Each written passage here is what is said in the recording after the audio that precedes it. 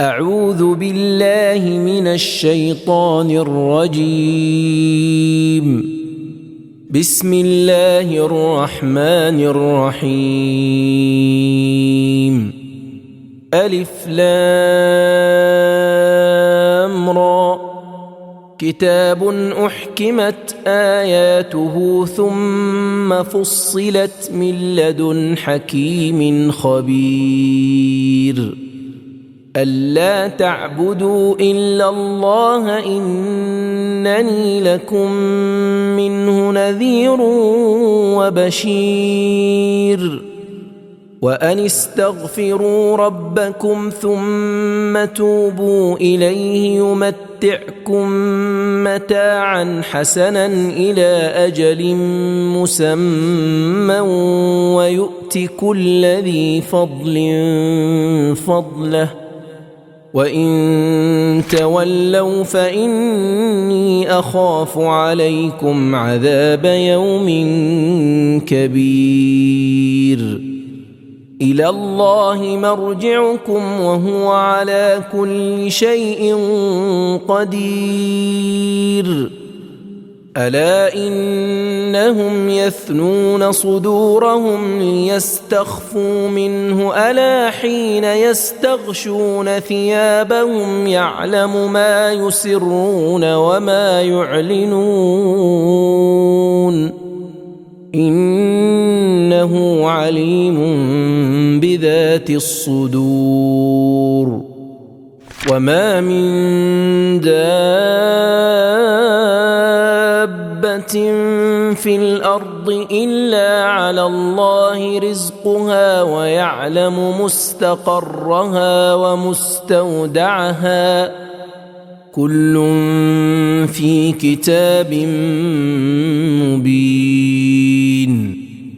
وهو الذي خلق السماوات والأرض في 6 أيام وكان عرشه على الماء ليبلوكم أيكم أحسن عملا. ولئن قلت إنكم مبعوثون من بعد الموت ليقولن الذين كفروا إن هذا إلا سحر مبين. ولئن أخرنا عنهم العذاب إلى أمة معدودة ليقولن ما يحبسه ألا يوم يأتيهم ليس مصروفا عنهم وحاق بهم ما كانوا به يستهزئون. ولئن أذقنا الإنسان منا رحمة ثم نزعناها منه إنه ليئوس كفور. ولئن أذقناه نعماء بعد ضراء مسته ليقولن ذهب السيئات عني إنه لفرح فخور. إلا الذين صبروا وعملوا الصالحات أولئك لهم مغفرة وأجر كبير. فلعلك تارك بعض ما يوحى إليك وضائق به صدرك أن يقولوا لولا أنزل عليه كنز أو جاء معه ملك إنما أنت نذير والله على كل شيء وكيل. أم يقولون افتراه قل فأتوا بعشر سور مثله مفتريات وادعوا من استطعتم من دون الله إن كنتم صادقين فإن لم يستجيبوا لكم فاعلموا أنما أنزل بعلم الله وأن لا إله إلا هو فهل أنتم مسلمون من كان يريد الحياة الدنيا وزينتها نوفي إليهم أعمالهم فيها وهم فيها لا يبخسون أولئك الذين ليس لهم في الآخرة إلا النار وحبط ما صنعوا فيها وباطل ما كانوا يعملون أفمن كان على بينة من ربه ويتلوه شاهد منه ومن قبله كتاب موسى إماما ورحمة أولئك يؤمنون به ومن يكفر به من الأحزاب فالنار موعده فلا تك في مرية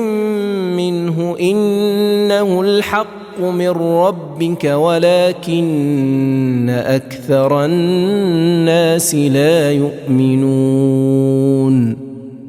ومن أظلم ممن افترى على الله كذبا أولئك يعرضون على ربهم ويقول الأشهاد هؤلاء الذين كذبوا على ربهم ألا لعنة الله على الظالمين الذين يصدون عن سبيل الله ويبغونها عوجا وهم بالآخرة هم كافرون أولئك لم يكونوا معجزين في الأرض وما كان لهم من دون الله من أولياء يضاعف لهم العذاب ما كانوا يستطيعون السمع وما كانوا يبصرون أولئك الذين خسروا أنفسهم وضل عنهم ما كانوا يفترون لا جرم أنهم في الآخرة هم الأخسرون إن الذين آمنوا وعملوا الصالحات وأخبتوا إلى ربهم أولئك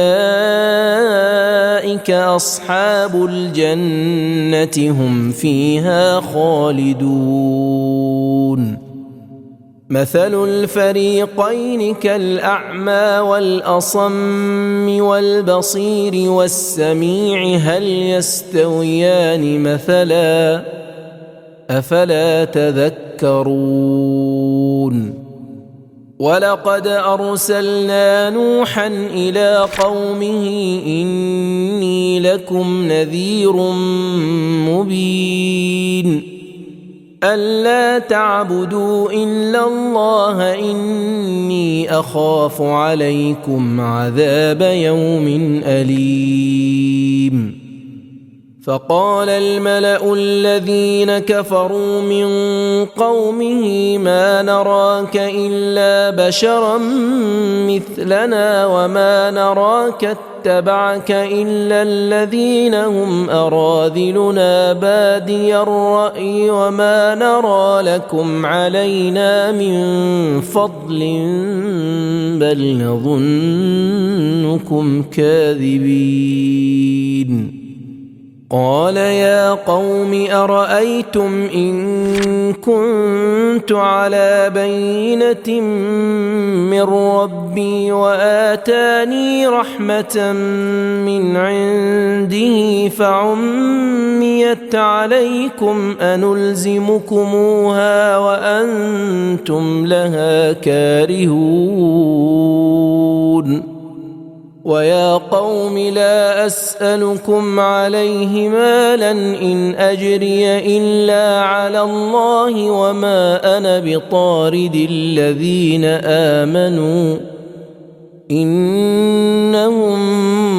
ملاقو ربهم ولكني أراكم قوما تجهلون ويا قوم من ينصرني من الله إن طردتهم أفلا تذكرون ولا أقول لكم عندي خزائن الله ولا أعلم الغيب ولا أقول إني ملك ولا أقول للذين تزدري أعينكم لن يؤتيهم الله خيرا الله أعلم بما في أنفسهم إني إذا لمن الظالمين قالوا يا نوح قد جادلتنا فأكثرت جدالنا فأتنا بما تعدنا إن كنت من الصادقين قال إنما يأتيكم به الله إن شاء وما أنتم بمعجزين ولا ينفعكم نصحي إن أردت أن أنصح لكم إن كان الله يريد أن يغويكم هو ربكم وإليه ترجعون أم يقولون افتراه قل إن افتريته فعلي إجرامي وأنا بريء مما تجرمون وأوحي إلى نوح أنه لن يؤمن من قومك إلا من قد آمن فلا تبتئس بما كانوا يفعلون واصنع الفلك بأعيننا ووحينا ولا تخاطبني في الذين ظلموا إنهم مغرقون ويصنع الفلك وكلما مر عليه ملأ من قومه سخروا منه قال إن تسخروا منا فإنا نسخر منكم كما تسخرون فسوف تعلمون من يأتيه عذاب يخزيه ويحل عليه عذاب مقيم حتى إذا جاء أمرنا وفارت النور قل نحمل فيها من كل زوجين اثنين وأهلك إلا من سبق عليه القول وما آمن معه إلا قليل وقال اركبوا فيها بسم الله مجريها ومرساها إن ربي لغفور رحيم وهي تجري بهم في موج كالجبال ونادى نوح ابنه وكان في معزل يا بني اركب معنا ولا تكن مع الكافرين قال سآوي إلى جبل يعصمني من الماء قال لا عاصم اليوم من أمر الله إلا من رحم وحال بينهما الموج فكان من المغرقين وقيل يا أرض ابلعي ماءك ويا سماء أقلعي وغيض الماء وقضي الأمر واستوت على الجود وقيل بعدا للقوم الظالمين ونادى نوح ربه فقال رب إن ابني من أهلي وإن وعدك الحق وأنت أحكم الحاكمين قال يا نوح إنه ليس من أهلك إنه عمل غير صالح فلا تسألني ما ليس لك به علم إني أعظك أن تكون من الجاهلين قال رب إني أعوذ بك أن أسألك ما ليس لي به علم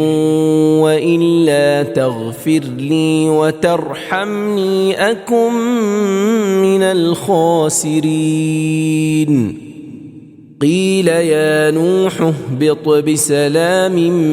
منا وبركات عليك وعلى ممن معك وأمم سنمتعهم ثم يمسهم منا عذاب أليم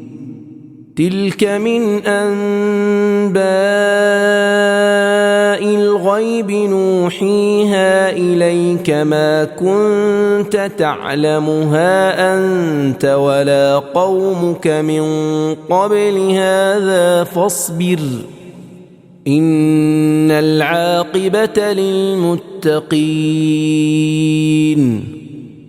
وإلى عاد أخاهم هودا قال يا قوم اعبدوا الله ما لكم من إله غيره إن أنتم إلا مفترون يا قوم لا أسألكم عليه أجرا إن أجري إلا على الذي فطرني أفلا تعقلون ويا قوم استغفروا ربكم ثم توبوا إليه يرسل السماء عليكم مدرارا ويزدكم قوة إلى قوتكم ولا تتولوا مجرمين قالوا يا هود ما جئتنا ببينة وما نحن بتاركي آلهتنا عن قولك وما نحن لك بمؤمنين إن نقول إلا اعتراك بعض آلهتنا بسوء قال إني أشهد الله واشهدوا أني بريء مما تشركون من دونه فكيدوني جميعا ثم لا تنظرون إني توكلت على الله ربي وربكم ما من دابة دابة إلا هو آخذ بناصيتها إن ربي على صراط مستقيم فإن تولوا فقد أبلغتكم ما أرسلت به إليكم ويستخلف ربي قوما غيركم ولا تضرونه شيئا إن ربي على كل شيء حفيظ ولما جاء أمرنا نجينا هودا والذين آمنوا معه برحمة منا ونجيناهم من عذاب غليظ وتلك عاد جحدوا بآيات ربهم وعصوا رسله واتبعوا أمر كل جبار عنيد وأتبعوا في هذه الدنيا لعنة ويوم القيامة ألا إن عادا كفروا ربهم ألا بعدا لعاد قوم هود وإلى ثمود أخاهم صالحا قال يا قوم اعبدوا الله ما لكم من إله غيره هو أنشأكم من الأرض واستعمركم فيها فاستغفروه ثم توبوا إليه إن ربي قريب مجيب قالوا يا صالح قد كنت فينا مرجوا قبل هذا أتنهانا أن نعبد ما يعبد آباؤنا وإننا لفي شك مما تدعونا إليه مريب قال يا قوم أرأيتم إن كنت على بينة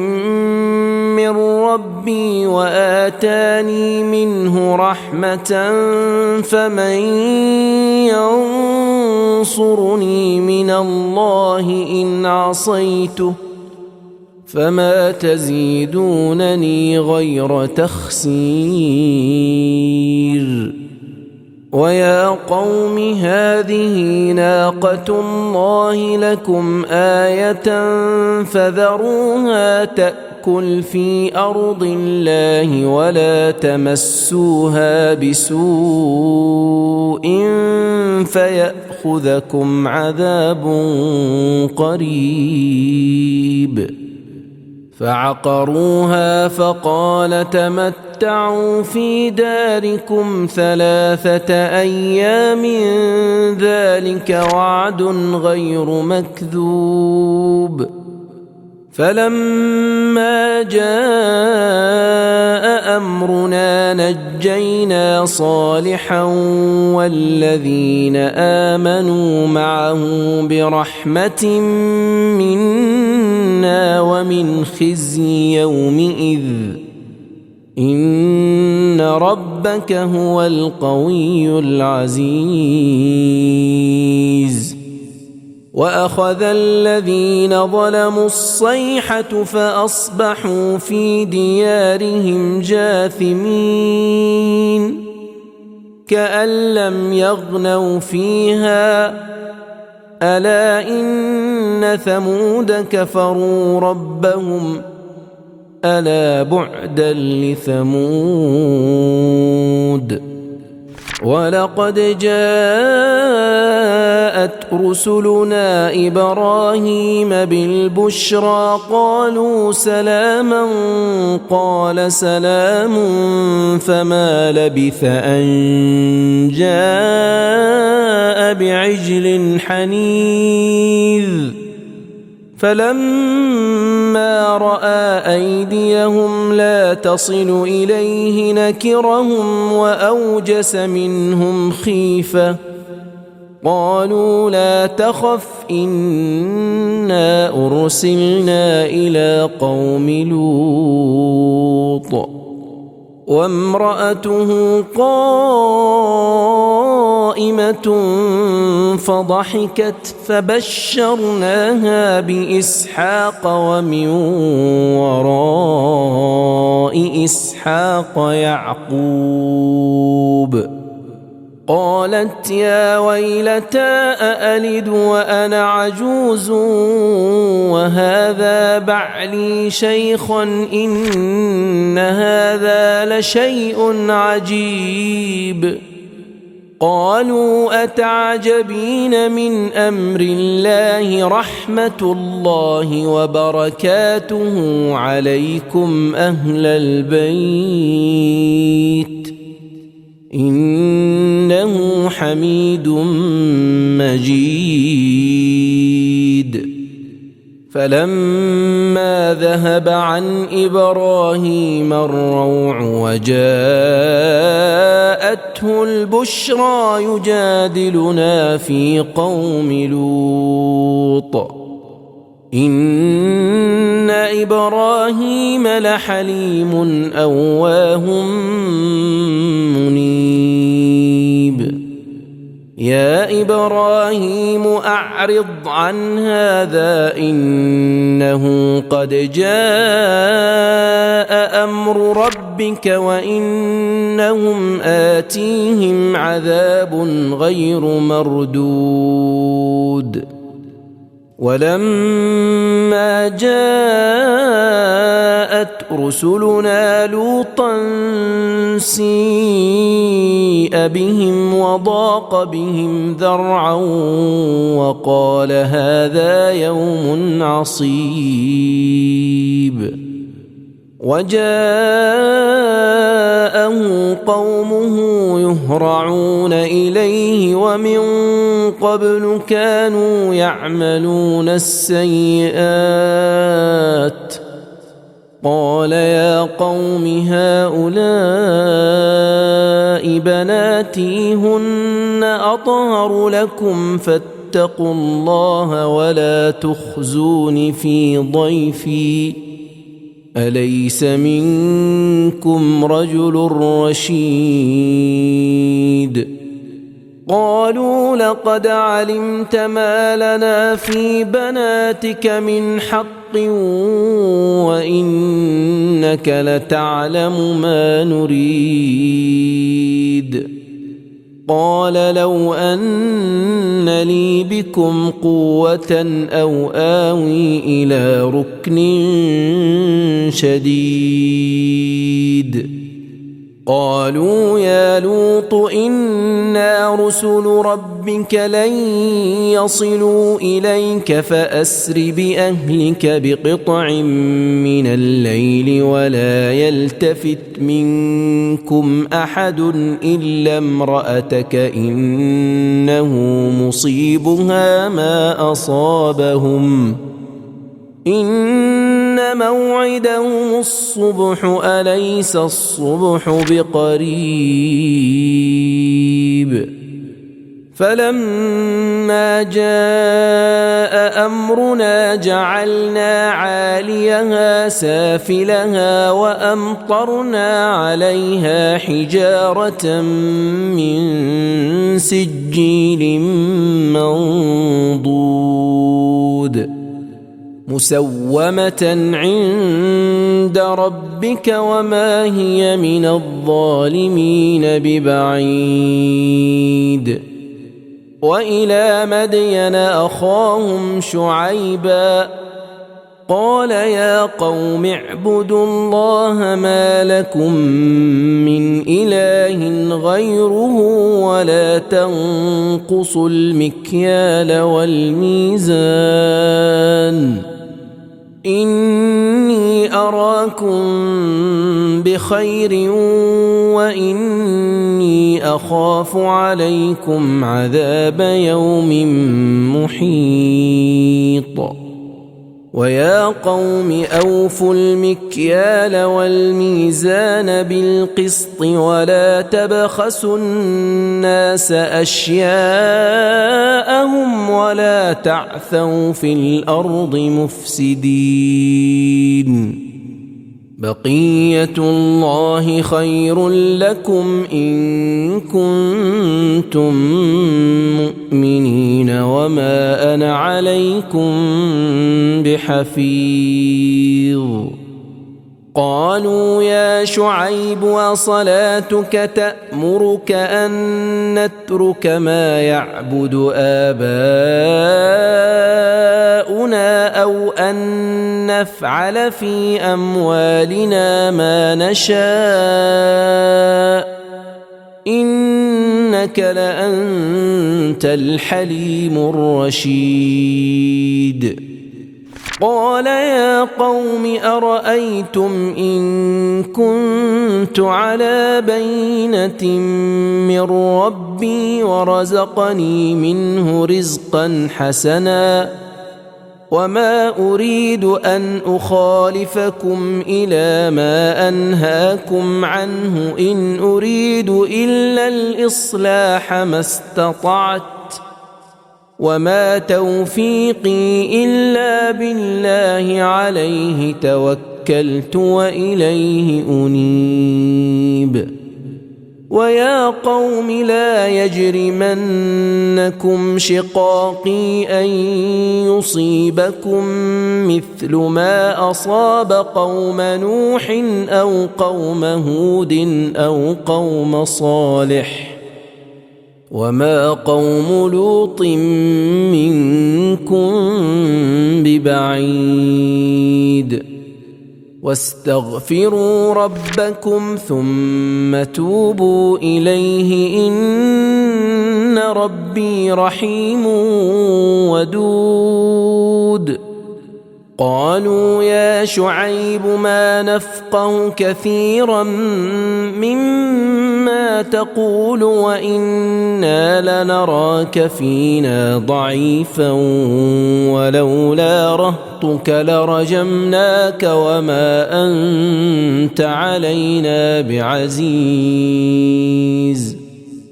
قال يا قوم أرهطي أعز عليكم من الله واتخذتموه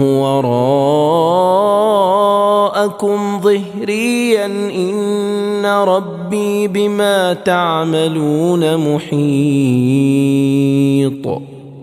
ويا قوم اعملوا على مكانتكم إني عامل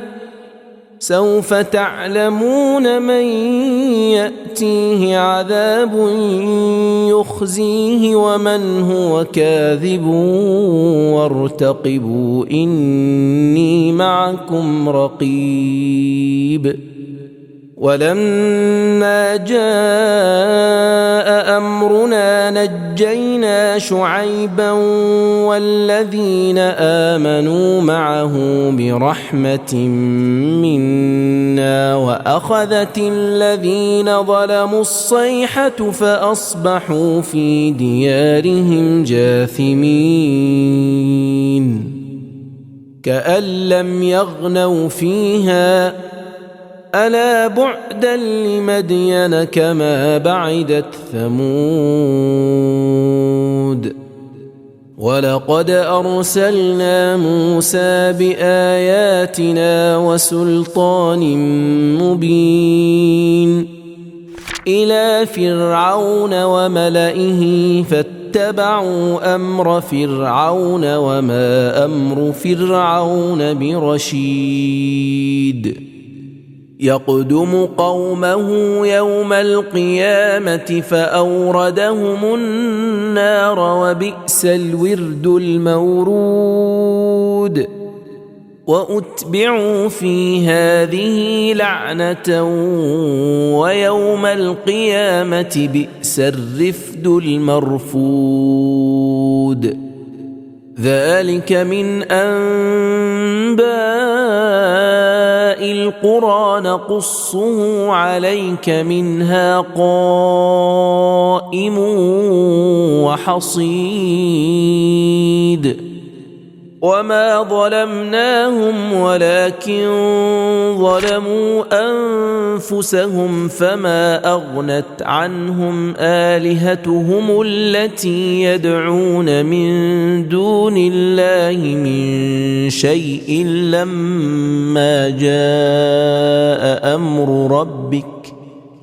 وما زادوهم غير تتبيب وكذلك أخذ ربك إذا أخذ القرى وهي ظالمة إن أخذه أليم شديد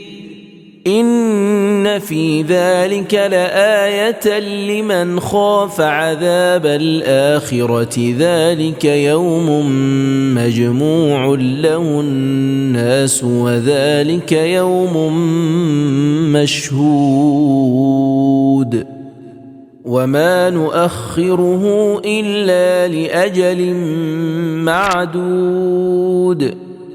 يوم يأتي لا تكلم نفس إلا بإذنه فمنهم شقي وسعيد فأما الذين شقوا ففي النار لهم فيها زفير وشهيق خالدين فيها ما دامت السماوات والأرض إلا ما شاء ربك إن ربك فعال لما يريد وأما الذين سعدوا ففي الجنة خالدين فيها ما دامت السماوات والأرض إلا ما شاء ربك عطاء غير مجذوذ فلا تك في مرية مما يعبد هؤلاء ما يعبدون إلا كما يعبد آباؤهم من قبل وإنا لموفوهم نصيبهم غير منقوص ولقد آتينا موسى الكتاب فاختلف فيه ولولا كلمة سبقت من ربك لقضي بينهم وإنهم لفي شك منه مريب وإن كلا لما ليوفينهم ربك أعمالهم إنه بما يعملون خبير فاستقم كما أمرت ومن تاب معك ولا تطغوا إنه بما تعملون بصير ولا تركنوا إلى الذين ظلموا فتمسكم النار وما لكم من دون الله من أولياء ثم لا تنصرون وأقم الصلاة طرفي النهار وزلفا من الليل إن الحسنات يذهبن السيئات ذلك ذكرى للذاكرين واصبر فإن الله لا يضيع أجر المحسنين فلولا كان من القرون من قبلكم أولو بقية ينهون عن الفساد في الأرض إلا قليلا ممن أنجينا منهم واتبع الذين ظلموا ما أترفوا فيه وكانوا مجرمين وما كان ربك ليهلك القرى بظلم وأهلها مصلحون ولو شاء ربك لجعل الناس أمة واحدة ولا يزالون مختلفين إلا من رحم ربك ولذلك خلقهم وتمت كلمة ربك لأملأن جهنم من الجنة والناس أجمعين وكلا نقص عليك من أنباء الرسل ما نثبت به فؤادك وجاءك في هذه الحق وموعظة وذكرى للمؤمنين وقل للذين لا يؤمنون اعملوا على مكانتكم إنا عاملون وانتظروا إنا منتظرون ولله غيب السماوات والأرض وإليه يرجع الأمر كله فاعبده وتوكل عليه وما ربك بغافل عما تعملون